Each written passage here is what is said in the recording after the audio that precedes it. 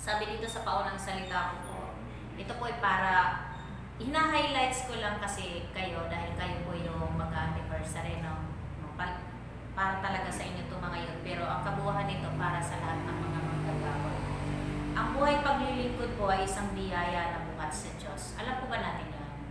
No, biyaya na mula sa Diyos. Kaya dapat baguhin na po natin yung settings ng ating isip na minsan na para sa atin, minsan parang dagdag sa pasanin natin ang mga ministry na meron tayo. Dapat ang magiging kaisipan natin, ipagpapasalamat po natin ito sa Diyos dahil sa pamamagitan nito, na-enhance po yung ating pakikipagkapwa-tao, yung aspeto ng pakikipagkapwa-tao natin, na-enhance po tayo doon. Isa pa, na-enhance din po yung kaalaman po natin patungkol sa Diyos. Di ba po sa mga ministry po natin, natudoon po yung pagsisikap po natin na magsalingsik sa salita ng Diyos. Kaya nga po, sinabi ko dito na na-enhance din po ang kaalaman po natin patungkol sa salita ng Diyos. Gayon din, habang pong na-enhance po yung mga aspetong yon sa buhay natin, umaangat din po yung pananampalataya po natin sa Diyos. Di po ba mayroong mga may mga nangyayari doon sa mga hakbang po na ginagalawan natin o paglakad natin, meron pong epekto ito sa buhay espiritual natin. Umaangat din yung ating buhay pananampalataya kapag umaangat yung kaalaman natin sa patungkol sa Diyos.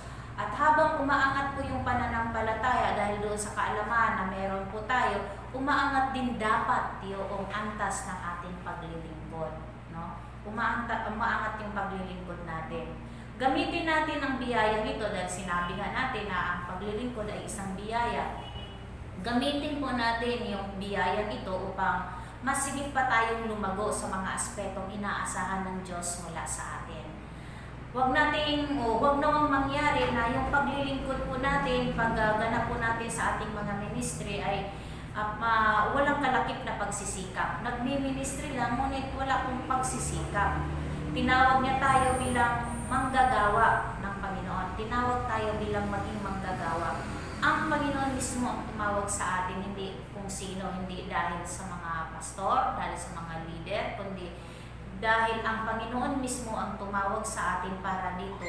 Kaya pag sumikapan natin ito ng buong tiyaga at ng buong pagsisikap at pagpapakasakit na gawin ito para sa Diyos, hindi para kanino.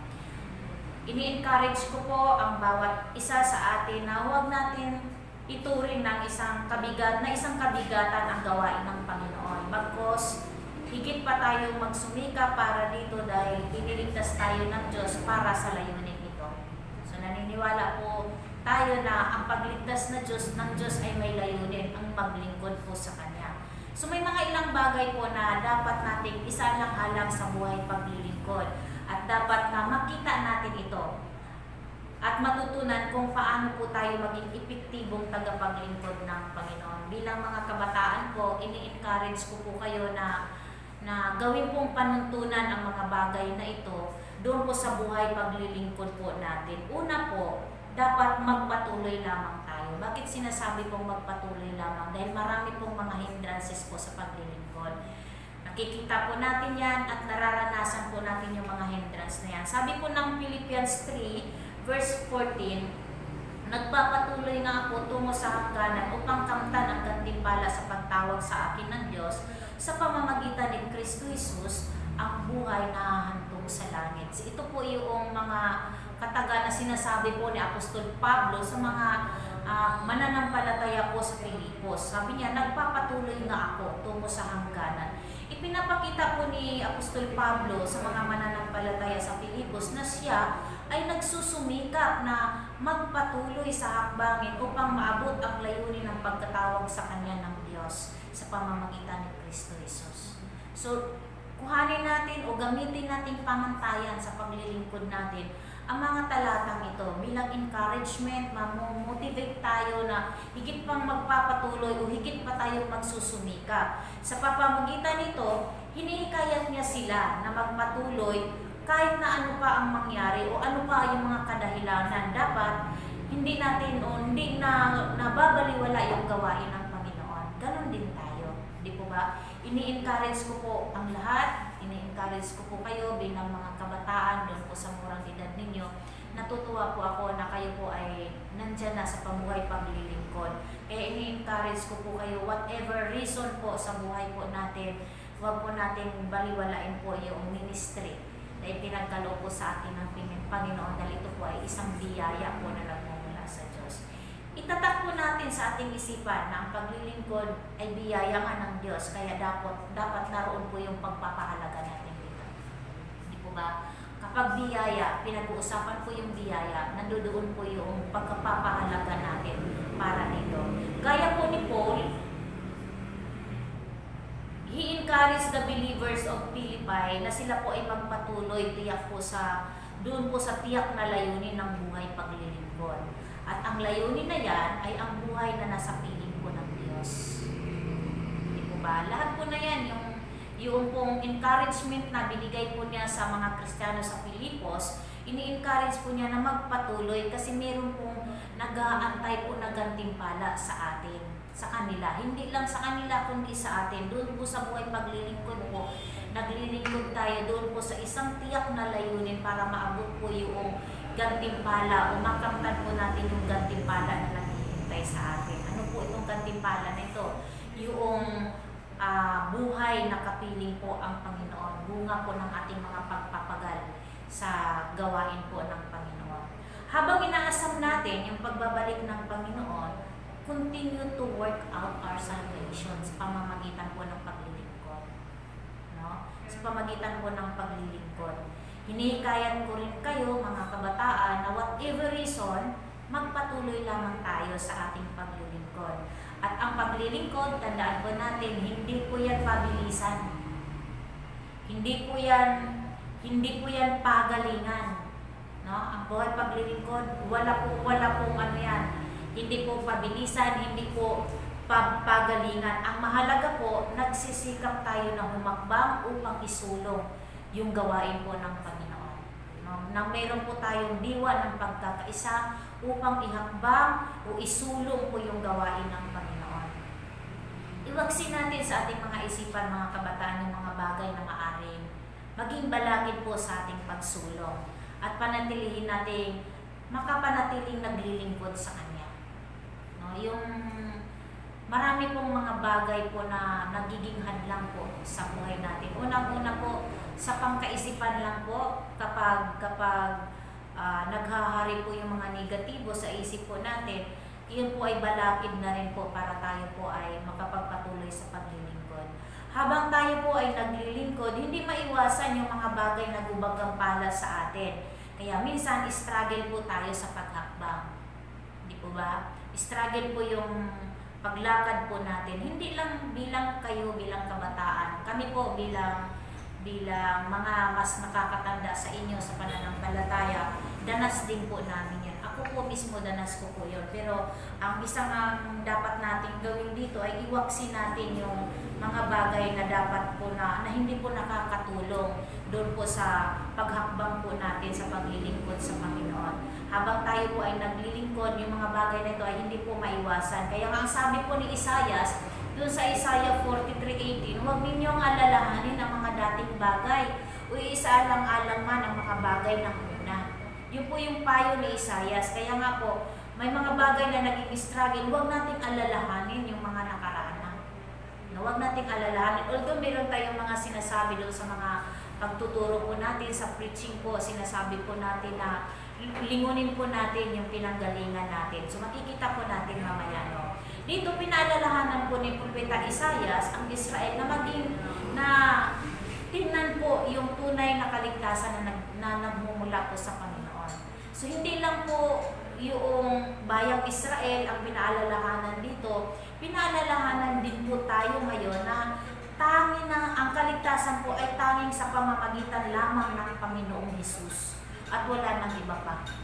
Di po ba? Kaya ang focus natin ay ang makapamuhay ng may kabanalan kay Kristo at mamuhay na nakaugnay sa katawagang ibinigay ng Diyos sa atin.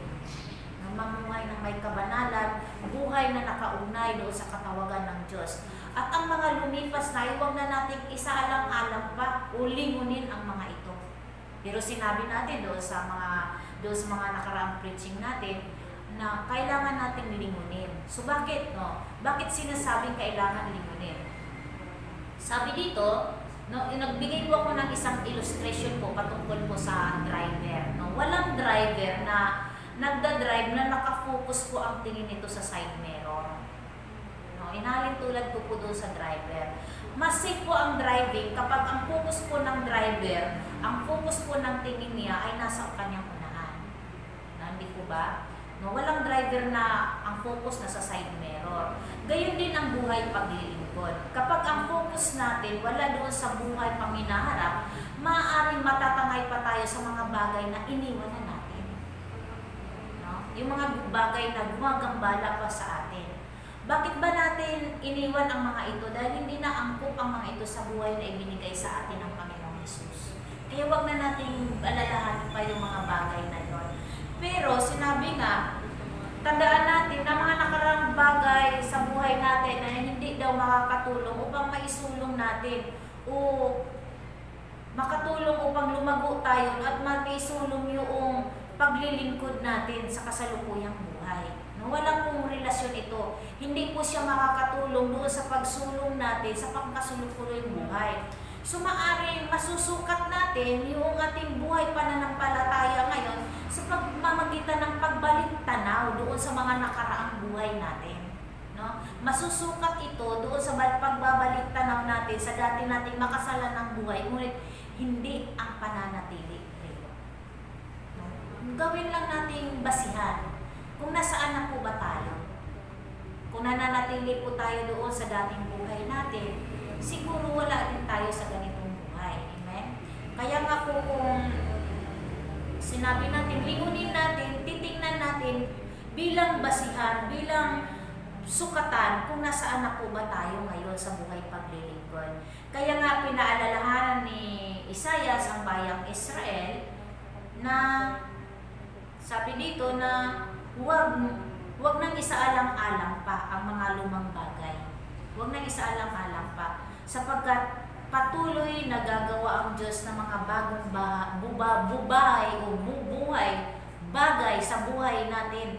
Patuloy na gagawa. Matatagpuan po natin yan doon sa Isaiah 43:19. No? Sinabi po doon na patuloy na gagawa ang Diyos ng mga bagong bagay para sa atin. Kapag ang focus po natin ay we are looking ahead, no? Hindi po doon sa paglingon po sa buhay ng nakaraan, kundi we are looking ahead doon sa paglilingkod po natin sa Panginoon.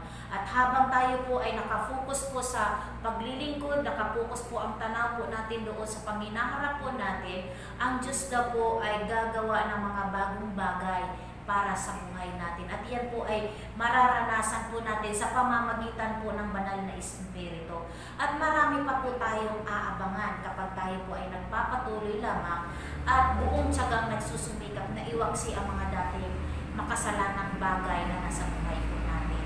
We are new. Di po ba? Sabi po ng pangalawang Korinto 5, talatang 17, lumipas na ang dating bagay. Di po ba sabi niya, kaya't ang sino mang nakipag-isa kay Kristo ay isa ng bagong nilalang. Wala na ang dating pagkatao, siya'y bago na. Dahil tayo po ay kaisa na ni Kristo, yung mga bagay na yun ay iniwan na natin at binura na ng Panginoong Hesus yung mga lumang bagay na nasa buhay natin. Nang ang tao po ay sumampalataya sa Diyos, sila po ay tinawag na bagong nilalang kay Kristo. At ang pagkatao nila, ang lumang pagkatao ay wala na. So tayo po yon na mga sumasampalataya. Yung lumang pagkatao natin ay unti-unti po nating inuman. Unti-unti po nating iniwan at niyakap po natin yung pagbabago na dulot ni Kristo, dulot po ng pananampalataya natin kay Kristo. Kaya nga doon sa pananampalataya natin, unti-unti din nabuksan yung ating spiritual na paningin. No? Nakikita po natin doon sa pagbukas po ng Diyos sa ating spiritual na paningin, nakita po natin yung mga bagay na dapat po nating iwanan. No? Actually, yung sinasabi po nila, ang born again ay marami pong bawal. Although hindi po yun ipinagbabawal, itinuturo po na sino man na bawal yung ganito, bawal yung ganyan sa buhay pananampalataya, kundi Dahil tayo po ay nabubuksan na doon sa mga bagay na hindi na angkop sa buhay pananampalataya, tayo mismo ang nagbabawal sa sarili natin sa mga bagay nito. Kaya huwag natin isaalang-alang pa ang mga ito, bagkus magpatuloy po tayo. So pabigat lang po ito, yung mga bagay na ito. Magiging pabigat lang ito doon po sa takbo po natin sa buhay pananampalataya. Tinapos na ng Panginoong Hesus ang mga lumang bagay na mayroon sa buhay na ito noon, nung tayo po'y sumampalataya. Kaya dapat makita sa mga tagapaglingkod ni Kristo ngayon, ang buhay na ibinahagi ni Kristo sa atin. Ang buhay na pinaging banal ng Panginoon sa kanyang paningin. Kaya yakapin po natin yung pagbabago ngayon, yung pagiging banal. So ang aral dito ay ang bawat sumampalataya sa Panginoong Hesus, babae ka man o lalaki, sila ay bagong nilalang na. May bagong buhay kay Kristo, may bagong interes, may bagong pananaw, at may mga bagong hangarin. At yung mga lumang pagnanasa na umaalipin sa buhay natin noon ay wala na. No, dapat wala na, hindi na tayo alipin noon. Kaya ano pa yung dapat nating lakaran sa buhay natin ngayon? Ano yung dapat nating nilalakaran sa buhay ngayon? Sabi po doon sa 2 Korinto 5, talatang 15, dapat daw nilalakaran natin yung katuwiran ni Kristo. Sabi dito, namatay siya para sa lahat upang ang mga nabubuhay ngayon ay huwag nang mabuhay para sa sarili, kundi para kay Kristo na namatay at muling nabuhay para sa atin. No? Isulong po natin, lakaran po natin yung katuwiran ni Kristo.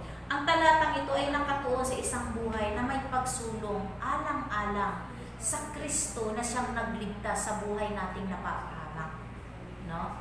Ang biyayang buhat sa pakikipag-isa natin sa Panginoong Hesus ay nagbubunga po ng kabanalan.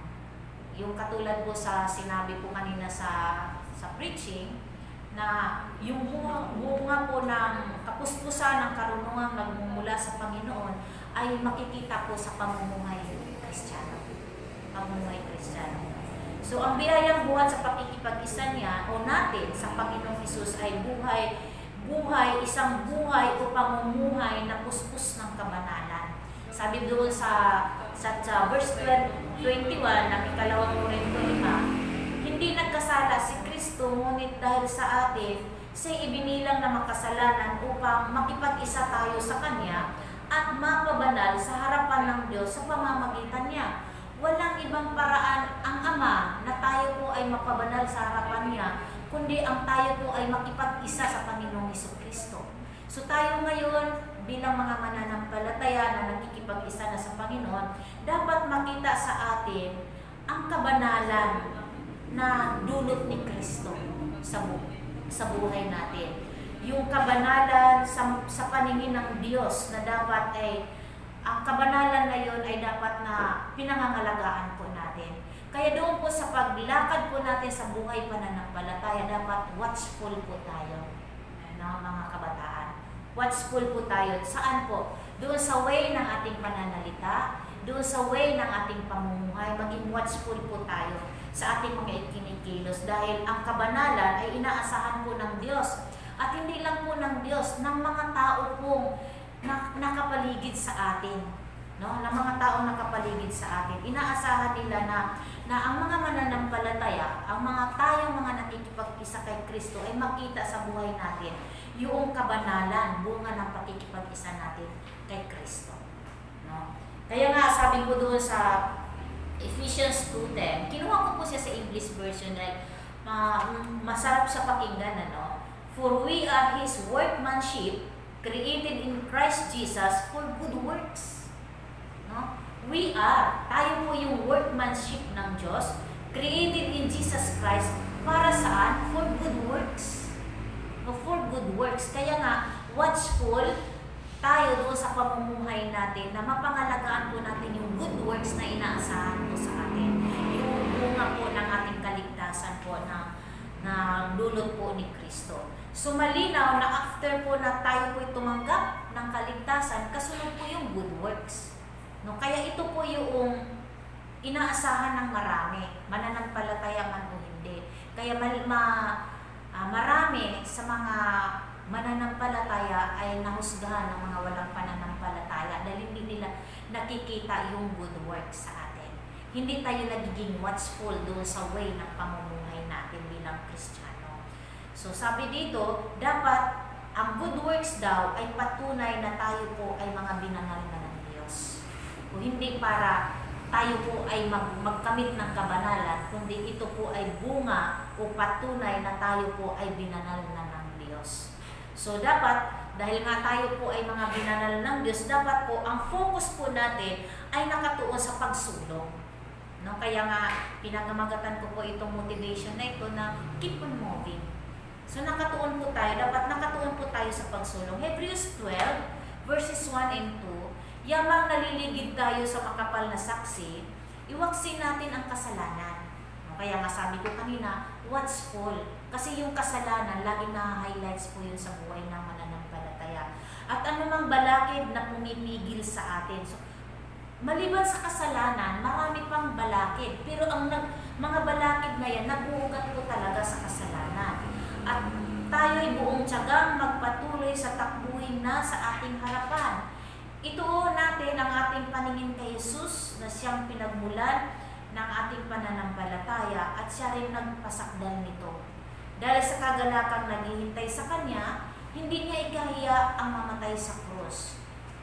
At siya ngayon nakaluklok sa kanan ng trono ng Diyos. Kung paanong hindi niya ikahiya ang mamatay sa krus, kung paano hindi niya ikatakot ang ipako sa krus, dahil po sa layunin naghihintay po sa Kanya, sa layunin na siya po ay luluklok muli sa kanan ng Diyos. Ito po, lahat ng bagay ay pinagtiisan po ng Panginoong Hesus. No? Nagtiis ang Panginoon, lahat ng kahirapan ay hinarap po niya alang-alang sa atin upang maisulong ang layunin ng Ama na tayo po ay iligtas. Una po sa atin. No? Yun po yung tinitingnan ng Panginoong Hesus. Sabi po niya doon sa chapter 26 ng Mateo, sabi niya, Ama, kung maaari, ilayo niyo po sa akin ang sarong ito, ngunit ang kalooban mo pa rin ang siyang masusunod. No, ando doon yung damdamin niya bilang tao, kaya humingi po siya sa Ama ng prayer, no? Idinulog niya sa Ama sa pamagitan ng panalangin na kung maaari, alisin po sa Kanya yung saro na Kanyang haharapin, yung pagpapakasakit sa krus.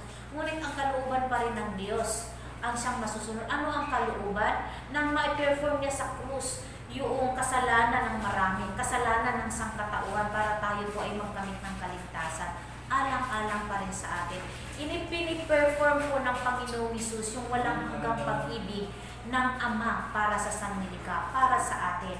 Kaya dapat nakatuon po yung ating paningin kay Hesus na siya pong author at finisher ng ating pananampalataya. Di po ba? Jesus Christ is the author and the finisher of our faith. Dapat ituon po natin yung ating paningin na siya pong pinagmumula ng ating pananampalataya at ng ating kaligtasan sa Panginoong Hesus. Focus, mga kabataan. No? Focus. Kailangan doon po tayo sa focus. Saan po tayo mag-focus? Maraming bagay na dapat nating pagtuunan. Pero ang focus na dapat na makita po natin ay yung doon sa takbuhin na nasa ating harapan. Ano po yun? Yung takbuhin na yung race na ibinigay po ng Panginoon sa atin. Yung takbuhin, yung ministry na dapat maisakatuparan po yung layunin. Sabi ni Apostol Pablo na may isakatuparan po yung layunin ng pagkatawag niya sa atin. No? Natakbuhin po natin o isulong po natin yung ministry na iniwan po ng Panginoon sa atin. No? Hindi lang sa mga alagad, sa mga naunang alagad, kundi sa ating din ngayon na nasa buhay, nasa kasalukuyang buhay. Ang maging focus ng pagtakbo natin sa buhay pananampalataya ay tanging sa Panginoong Hesus lamang upang makamtan natin ang gantimpala na naghihintay sa atin. Lahat po tayo nag-aasam po ng gantimpala. At ano po itong gantimpala ito? Yung buhay na walang hanggan sa piling po ng Diyos. Yun po yung inaasam po ng lahat. Kaya sabi doon sa Philippians 3:12, manatili po tayong magsusumikap Sabi doon, hindi sa nakamtan ko na. Hindi po ipinagpalagay po ni Apostol Pablo dito na nakamtan na niya. Hindi rin sa ako'y ganap na. O hindi rin sa siya perfect na at nagawa na niya yung lahat ng bagay. Ngunit sinisikap ko maisakatuparan ang layunin ni Kristo Jesus nang tawagin niya ako. Ganon din po tayo. Ano? Hindi kaysa ilagay po natin ang sarili natin doon sa tekstong ito. Hindi sa nakamtan ko na ang mga bagay na ito. Hindi rin kaysa ako'y ganap na, ngunit sinisikap ko may sakatuparan ang layunin ni Kristo Jesus nang ako'y tawagin niya. No? Sinisikap ko na may sakatuparan ito. Sinisikap natin pari-pariho, mga kabataan, na may sakatuparan ito. Kaya dapat, ang sindi ng isip natin ay positibo at hindi po doon sa mga negatibo. Naging, kasi si Apostol Pablo dito, positibo po yung kanyang kaisipan sa kanyang buhay paglilingkod. Nananatili siyang nagsusumikap na may sakatuparan ang layunin ng pagtawag sa kanya ng Panginoon Hesus. Kung paano siya inabot ng Panginoon, gayon din ang pagsisikap niya may sakatuparan ang layunin ni Kristo sa pagkatawag sa kanya. Kung paano po tayo sinisikap na abutin ng Panginoong Hesus sa anumang kapamaraanan para tawagin sa pananampalataya, ganun din natin pagsusumikapan na may sakatuparan yung layunin ng pagtawag niya, yung ministry na ibinigay niya sa atin. So encourage, no? Ini-encourage ko kayong apat, no? Kahit kayong apat na lang. Ini-encourage ko kayo sa ngalan ng Panginoong Hesus na nagtawag sa atin na manatili tayong magsusumikap sa lahat ng pagkakataon upang mabigyan natin kasiyahan ang Diyos na siyang naglagay sa atin sa antas ng paglilingkod na ito. O ba? Kung paanong pinagsusumikapan ng mga apostol ang mga bagay na ito, gayon din tayo. More focus, more pagtsatsaga upang maabot natin ang nilalayo natin sa buhay pananampalataya. Hindi naman po tayo naglilingkod para hanggang dyan lang eh. Meron pa po tayong mga nilalayon. Dapat lagi po looking ahead po yung ating paglilingkod. Panghawakan natin ang mga pangako ng Diyos sa bawat sumasampalataya sa Kanya. Doon po sa buhay paglilingkod po, i-motivate po natin lagi yung sarili natin doon po sa mga salita niya, doon po sa mga pangako po ng Diyos na ating pong mga natutunan. Hindi po ba? Lagi po natin sinasabi po yan na hindi po tayo iiwan, hindi po tayo pababayaan ng Diyos. Amen po, hindi po tayo pababayaan. Yun po yung salita ng Diyos na bilang encouragement po para tayo pong lahat ay magpapatuloy. Ang sabi po dun sa awit 119 verse 5, 105, ang salita mo ay isang tanglaw na sa akin ay patnubay, liwanag na tumatanglaw sa landas kong daraanan. So dito po, ang kanyang salita po, ang ating tanglaw. So kaya nga, sabi ko kanina, ini-encourage ko kayong apat na higit po tayong magsusumikap. At gawin po natin, panghawakan po natin yung mga pangako po ng Diyos, yung kanyang salita. Hayaan po natin na ang kanyang salita ang magiging tanglaw po doon sa paglakad po natin sa buhay pananampalataya. Ang kanyang salita ang magbibigay encouragement po sa atin upang higit pa tayong magsusumikap at magpatuloy po sa paglakad sa buhay pananampalataya sa paglilingkod po natin sa Panginoon. Ang mga lumalakad sa kasalukuyang takbo ng mundong ito, mararanasan nga ang kadiliman. Dahil nga ang mundong ito ay nasa punong-puno po ng kadiliman. Ngunit ang salita ng Diyos, ang tanglaw ng mga sumasampalataya sa Kanya, no? Tanglaw natin ang salita ng Diyos at ito po yung nagbibigay liwanag sa ating daraanan upang hindi po tayo madarapa. Kung meron mang liwanag na tumatanglaw doon sa paglakad natin sa madilim na daan na nilalakaran natin, kung may liwanag, tiyak na makikita po natin yung bawat hakbang po na ginagawa po natin. Di po ba mga kabataan? Yung bawat hakbangin sa landas po na ating nilalakaran, magliliwanag po yan sa pamamagitan po ng salita ng Diyos. Si Kristo ang ilaw ng sanlibutan ito. Si Kristo na yaniyakap natin sa pamamagitan po ng pananampalataya, ang siyang magiging ilaw po natin sa paglilakad po at paglilingkod po natin para sa Panginoon. Ang Biblia ay salita ng Diyos. Tulad niya ang ilaw na tumatanglaw sa ating daraanan. Kaya nalalaman natin kung saan na tayo tutungo. Amen? Nakikita natin yung ating mga nilalayon sa buhay paglilingkod. Awit 119 verse 130, ang paghahayag ng iyong mga salita ang nagbibigay ng kaliwanagan. Thank you Lord na no, dahil hindi po tayo nagkukulang ng kapahayagan ng kanyang salita. Nagbibigay ng unawa sa walang karunungan. Kaya nga po tayo, doon po sa buhay pananampalataya, nahubog po tayo sa pamagitan ng kanyang salita at natuto dahil ipinagkaloob po sa atin yung karunungan. Nakapaglingkod po tayo dahil doon sa sinabi po ni Kuya Dennis sa kanyang preaching kanina ng divine intervention. Ando doon yung pangingialam po ng Diyos para po makapaglingkod po tayo ng mga pangungunan niya, pangunguna ng banal na Espiritu. Kaya sapat-sapat po ang salita ng Diyos na natutunan natin. Magliliwanag ang landas natin na ating nilalakaran kung lagi lang po natin alalahanin yung mga salita ng Diyos at lagi po natin, sabi po ng Joshua, chapter 1 verse 8, na lagi daw po nating pagbubulayan ito. Dahil ito po yung tanglaw natin sa landas na ating nilalakaran. Sapat ang salita ng Diyos upang mapagtagumpayan natin ang lahat ng mga hindrances sa ating buhay paglilingkod. Sapat. Sapat-sapat po ang salita ng Diyos na magiging encouragement at magiging motivation po natin sa paglakad po sa buhay pananampalataya.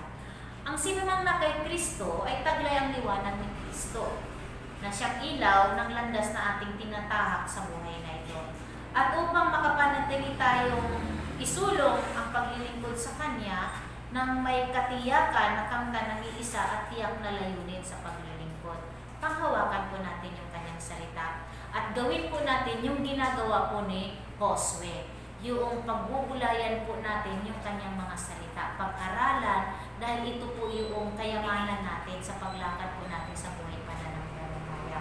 So bilang pagtatapos po mga kabataan, ayaw po na doon po sa mga salita ng Diyos na ating pong hinayag po na nahayag po dito sa pagkakataong ito, nawa po ay patuloy na panghawakan po natin ito, gawin po natin itong panuntunan sa paglakad po natin, sa paghakbang po natin, sa paglilingkod po natin sa Panginoon.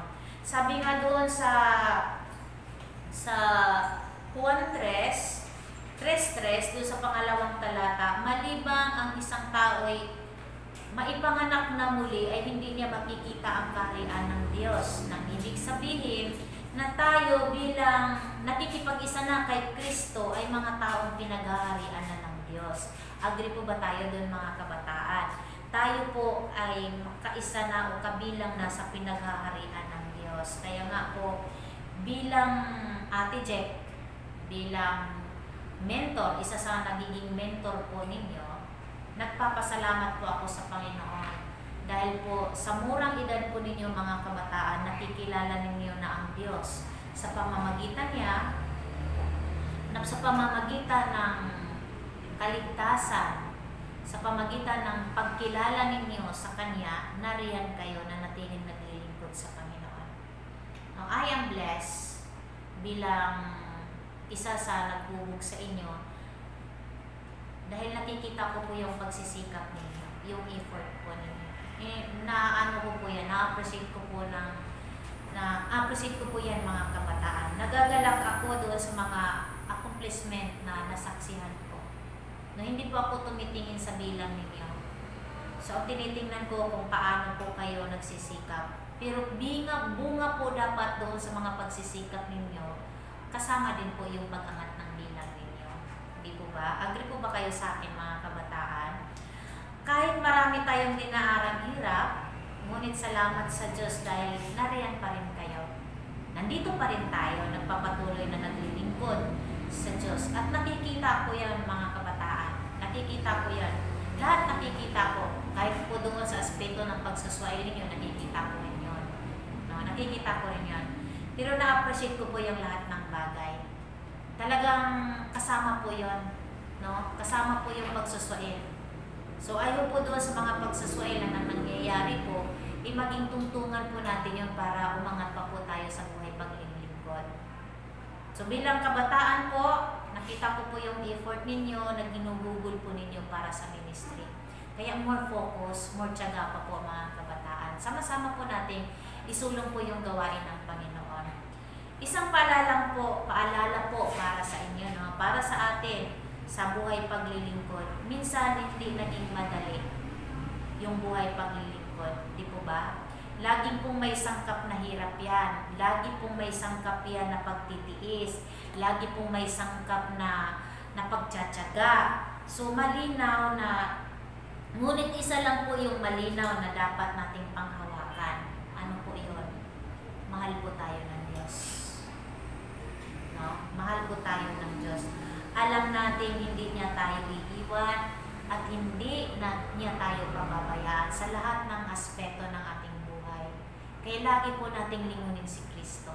Yung pinagmumulan po ng ating kaligtasan at pinagmulan po ng ating pananampalataya. At walang sino mang makapaghiwalay sa atin mula sa pag-ibig ng Diyos. No? Tandaan po natin to mga kabataan. Walang sino man o walang anumang bagay na makapaghiwalay sa atin sa pag-ibig ng Diyos. Kaya dapat walang anumang bagay at walang sinumang dahilan para tayo po ay hindi natin maisulong yung paglilingkod po natin sa Panginoon. Keep on moving mga yun. No? I really appreciate doon po sa mga ginagawa ninyo. Sama-sama po natin isulong ang layunin ng Diyos sa pamagitan po ng paglilingkod po natin sa Kanya. At anong hirap po, nandito lang po si Ate Jack. Sa biyaya po ng Panginoon, sama-sama po natin isulong yung Kanyang layunin sa pagkatawag po sa atin. Nandito po kami na mga nakakatanda sa inyo, nandito po kami na mga mentor ninyo na laging aalalay at laging pong aagapay sa pamagitan po ng biyaya ng Diyos na patuloy na ipagkakaloob po sa atin. Pagpalain po ang buhay paglilingkod po ninyo mga kabataan. Higit pa kayong magsusumikap doon po sa mga accomplishment po na meron po kayo ngayon. Nawa po by next year mas higit pa na highlights pa po yung paglilingkod na yan. Salamat po sa mga pagpapagal po ninyo para po sa ministry ng Diyos. Higit na nabibigyan po natin ng kaluwalhatian ng Panginoon at kasiyahan ng Diyos kung tayo po ay magpapatuloy. Keep on moving. Salamat po. Isang pinagpalang araw po para po sa akin.